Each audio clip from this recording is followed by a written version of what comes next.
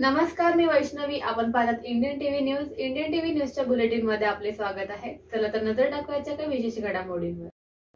विश्व हिंदू महासंघ भारतच्या महाराष्ट्र प्रदेश अध्यक्ष राजेश सिंग यांच्या वतीने चैत्र शुद्ध नवमी 17 एप्रिल 2024 रोजी पवित्र दिवसाचे औचित्य साधून प्रभू श्री रामांचा जन्मोत्सव कल्याण खडकपाडा येथील साई चौकात आयोजित करण्यात आला होता।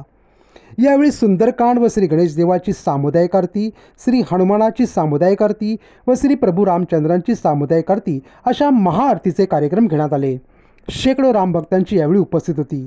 यावेळी भिवंडी लोकसभा मतदारसंघाचे महायुतीचे उमेदवार कपिल पाटील, माजी नगरसेवक रवी पाटील, भाजपा जिल्हाध्यक्ष नाना सूर्यवंशी, महिला आघाडीच्या रेखाताई भुईर, भाजपा कल्याण शहर अध्यक्ष वरुण पाटील, संदीप सिंह यांची उपस्थिती होती।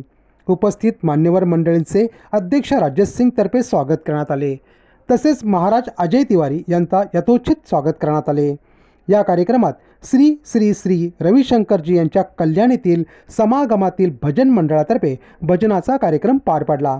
तसेच महाभंडाराचे आयोजनही कार्यक्रमात ठेवले गेले होते। महाआरतीत सर्वांना आरती देण्यात आली, याचा उपस्थितांनी लाभ घेतला।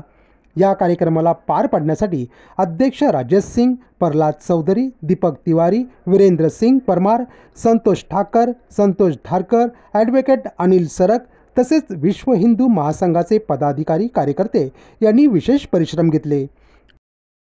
Bureau report, Indian TV news, Kalyan. या होते इंडियन टीव्ही न्यूज. तुम्हाला आमच्याशी संपर्क साधायचा असल्यास स्क्रीनवर दिलेल्या क्रमांकाशी संपर्क साधू शकतात. 9320